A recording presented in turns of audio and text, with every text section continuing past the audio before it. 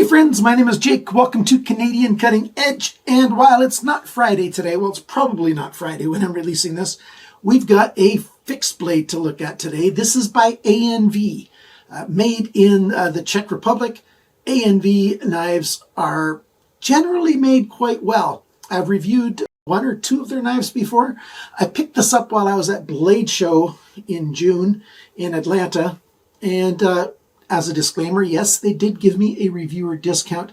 Certainly not free. I did pay a fair amount of money for this.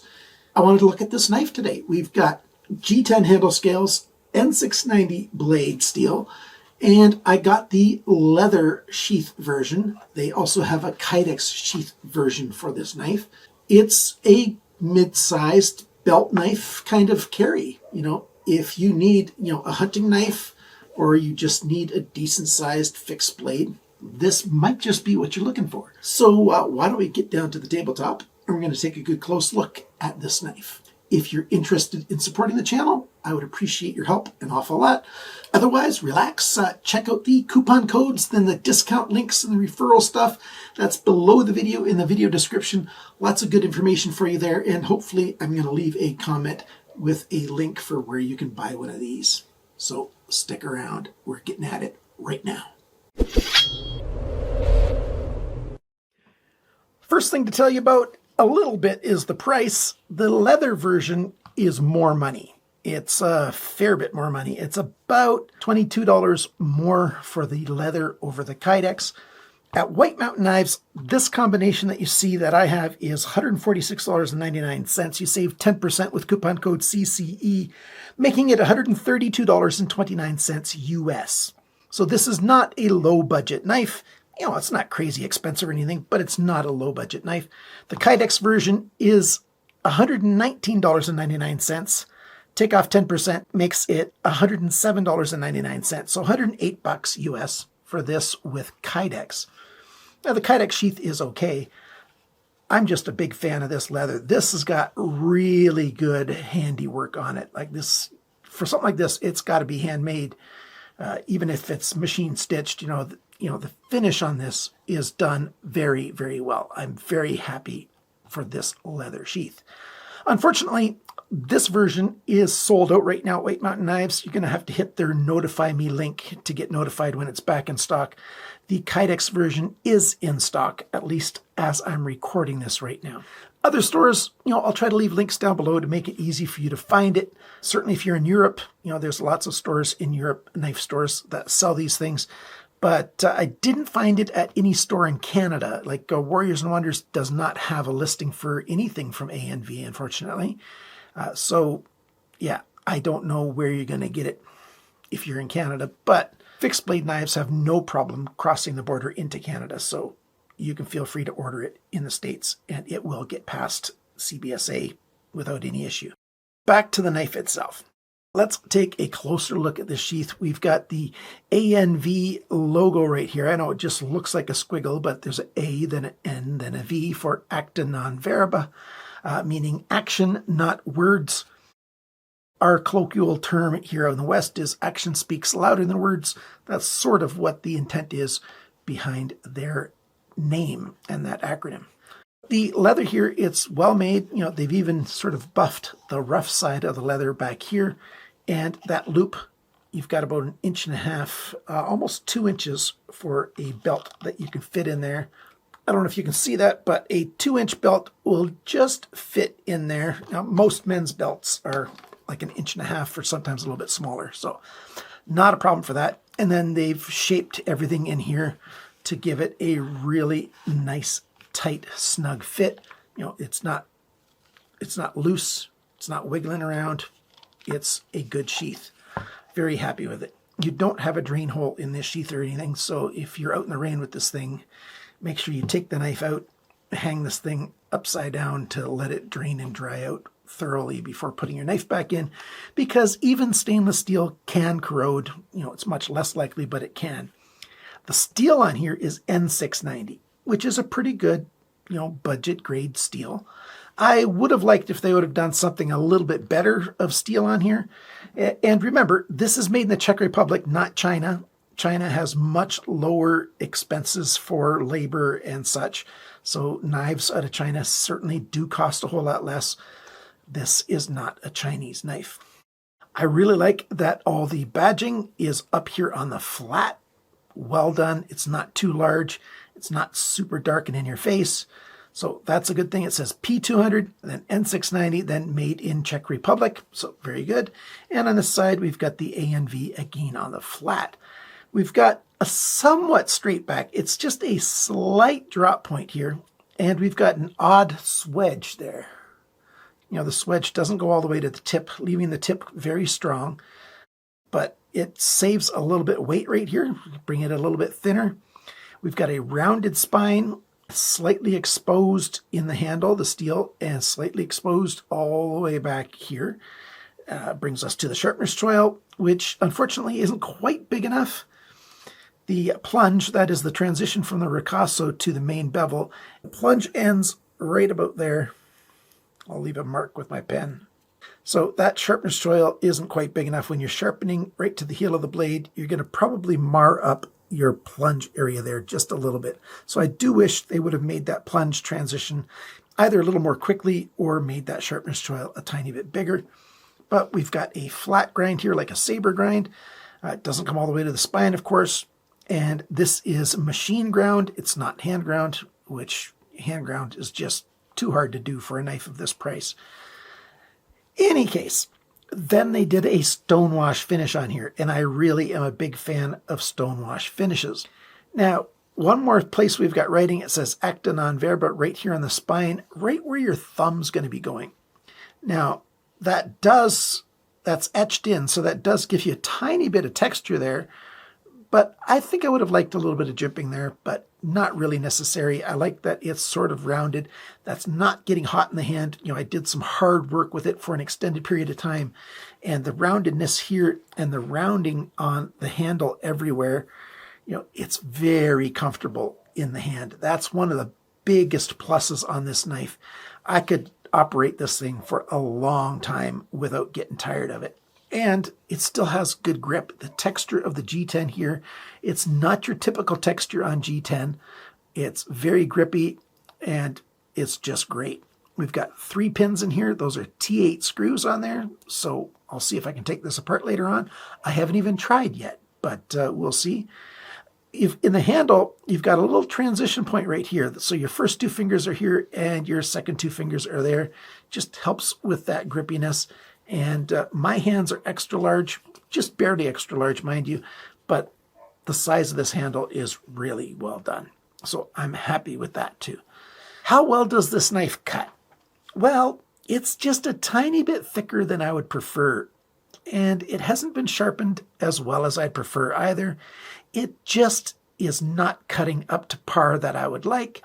You know, I've experienced loads of knives. I've reviewed way over 1,000 knives, and I know that this knife can perform well after I sharpen it. A little later on in the video, I'll sharpen it and show you what it looks like then. But right now, take a look at that edge. You can probably see this, especially if you're watching in 4K. You can see how rough the edge surface is. I think they didn't use a fine enough belt or stone to sharpen this knife. It just didn't perform that well. You know, we'll see later on. But that tip is strong. I did slam this into some 2x4s and twist the tip off. And hey, it's in perfect factory condition. It didn't bend. It certainly didn't break anywhere up there. Now, one thing I get asked almost always on my fixed blade videos, how well does it baton? Well, it doesn't baton very well, in part because of this swedge. You know, it makes it thin there. So I did baton some kindling, and I could do okay, except for my baton, the baton stick. Let's imagine the ruler's the baton stick. So you're banging on the spine of your knife with your baton piece of wood, and it's damaging the piece of wood that you're using to strike with because it's thin, because you end up hitting right in this area quite a lot, and that's thinner. There's all that stuff. I haven't talked about the lanyard yet. The lanyard, you get this one with it. You know, it's just got a little tiny, I don't know if they call that a monkey knot or something on the end of it, and it's just pulled through there. So you can see that you've got a little bump here, nice big hole. That's a great spot for tying off a lanyard. The paracord doesn't bunch up on the outside, and yet it's very useful. Although, this paracord isn't quite the right dimensions and stuff for what I prefer on a fixed blade, but you do get that with it. Now's the time that I'm going to take it apart, show you how it's made, then I'm going to sharpen it. Well, maybe I won't be taking this apart. These are free spinning pins. That was very, very tight. I used my little stubby handle here and I got my T8 in there. It's a nice deep screw, but when it finally broke free, what happened was it started spinning along. So I'm going to have to boil this thing in some hot water in order to get it to come apart. I think I got this one loose. There we go. Yeah, this one's come loose. So some of them will come loose. The back one will not come loose, but we'll see. I can hopefully get it apart. Looks like the screw's pretty good. There's no Loctite in there from what I can tell. So that shouldn't be the problem. And we'll get this thing apart. And I'll be back in just a second, although for me personally, it's going to take a while. And it looks like it's just going to be that last one that's hard. Just that pressure with my thumb on there is letting me take this screw out too. And let me try again here. No. So yeah, I'm going to boil that in hot water. Maybe the temperature change, although there's no thread locker to break. Well, now this is an hour later. I've tried all the tricks that I have. I can't get that screw out because they're free spinning. They're just, it's loose, but I can't stop that from spinning. And I'm certainly not going to grind in a line in here just so that I can do that. What they should have done is either made this a D-shaped pin and put a D-shaped hole in here, or the second option, which I don't like as much as the first, is put a T8 head on both sides. That way, at least I could put this in a little vise, use a screwdriver on either side and take it apart. This specific part of the knife is a fail, in my opinion, because I can't take it all the way apart. If I did use this as a hunting knife or something, chances are good that I could get some blood behind there. How the heck am I supposed to clean all that blood out if I can't take the handle scales off? So that's as much as I'm going to take apart. You can see there's skeletonizing all the way along there. And I didn't show it before, so let me put these screws back in there and show you the balance point. The balance point on this knife is right there. So I'm very glad they did that skeletonizing. I'd prefer it being underneath that screw, but that's okay too. So that's all right. One of the common mistakes that knife manufacturers make all across the country, actually all across the globe, they don't think about the end user when he's got the knife at home and his long-term experience with the knife. People sometimes need to take handle scales off, and so companies, you need to make it so that they can take them off without breaking anything. Now, let me go to sharpening this and tell you how much better it performs than it did out of the box. I've gone and I've sharpened it. You can probably see the mirror edge on there now. This cuts quite well now. I still wish it was thinner behind that edge, but now it cuts very well. Getting a consistent angle along the full length of it and a good clean angle really makes a big difference. And yes, I did get a little bit into the plunge up here. I forgot to take still pictures of the before of the sharpener's choil here. I should have done that, but I didn't. So the best I can give you is what it looks like right now. It cuts very well now. It's a strong blade and it's a working kind of blade. And now let's go over all the specs, sizes, those kinds of things. This N690 is quite hard. When I was sharpening this, I don't have an actual hardness tester. I think this is between 61, maybe 60 Rockwell hardness, but I think it's probably closer to 61 Rockwell hardness. That's fairly high for N690, but I guess Acta non-Verba wants to make their N690 quite hard. They probably want that edge to be, keeping its edge for a longer period of time. So harder steel tends to hold its edge longer unless it's so hard that it gets chippy. So this did not chip on me in my tests. That's about all I can say. It didn't chip for me, and it cut pretty well, and it's very hard. The weight of this knife. The sharpness from the factory, 195 bests. That's a bit worse than average, but it's certainly not terrible. It just isn't as good as I had hoped. Right now, the sharpness is 25 bests. Smaller number is better, means sharper. Dimensions. The cutting edge length, 99.9 millimeters, 3.93 inches. Blade length, tip to the closest spot on the G10, 95.9 millimeters, 3.78 inches. The thickness of this blade, 3.46 millimeters, 0.136 of an inch. The depth of the blade, its biggest right about where my fingers are, 28.6 millimeters, 1.13 inches. How thick is it behind the grind? Measured in 3 places. The average is 0.56 millimeters, 22 thousandths of an inch. My max for a knife like this is 20 thousandths of an inch. So it's just a little bit thicker than I prefer. And of course, every time you sharpen it, it's going to get thicker. The grind angles. This is where they didn't do a very good job, very much like most knife companies do. This is not unique to ANV. 27.7 degrees on this side, 26.8 degrees on this side. That affected how well it cut.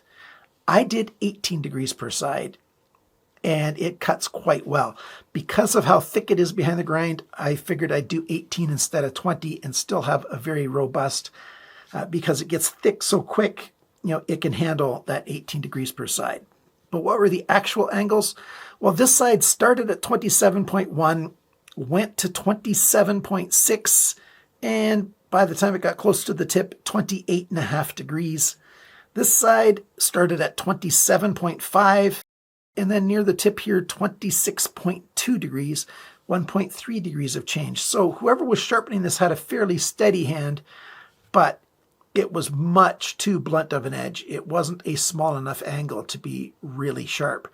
54 and 36 are significantly different in terms of how well it's going to cut. So they did not sharpen it very well. Thankfully, that's something people can do at home easily. The rest of the knife might not be easy to make at home, but sharpening, most guys and gals can learn how to sharpen well. The handle now, the handle length from the tip of the G10 to the end of the steel back here, 124.3 millimeters, 4.89 inches. The thickness of the handle on the G10, 16.4 millimeters, 0.646 of an inch. I like that it's a bit thicker. That makes it very comfortable for the long-term hold, along with those round edges, of course. The handle depth, the widest point is right here, 27.9 millimeters, 1.17 inches. The grip area between my thumbnails here, it's around 10 centimeters or 4 inches. Where exactly do you measure it on that radius? So that's why it's sort of a round number.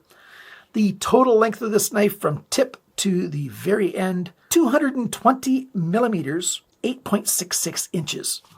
In the sheath, if you want to know this measurement of the full length, that is 235 millimeters, 9.25 inches. What do I think of this thing? I'm a little bit disappointed, to be honest with you. I'm disappointed mostly that the edge is thick and that these screws do not easily come out.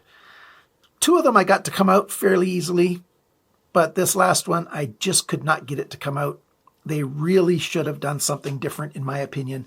This is just not, it's a bad mistake. It's sort of amateur, but ANV's been around for a while. They should know that these pins either need to be D-shaped pins so they don't spin, or you need to have a T8 hole on either side so people can take it apart and do their own knife maintenance. Because like I said, what happens if you do use this and, you do use it for a little bit of, butchering some critter if you go hunting and you get blood between the blade and the handle? You want to get rid of that blood. You just do. So there's that. Going over the summary, the handle is extremely comfortable. That's the biggest pro. I really like how comfortable it is, how much grip you've got. I like the nice stonewash on the blade. This lanyard hole here is perfect. I really like that. Things that are okay is this rounded spine and this swedge.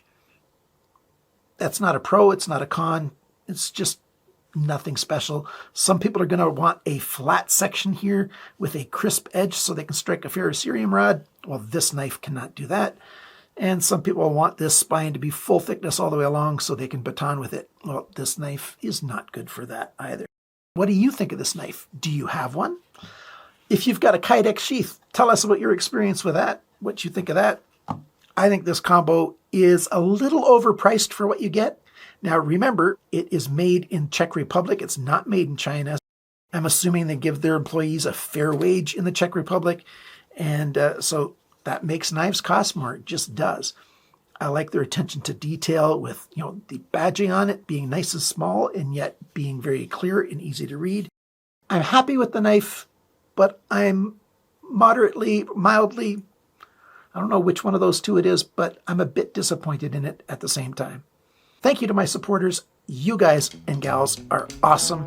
And remember, friends, cut towards your chum, not your thumb.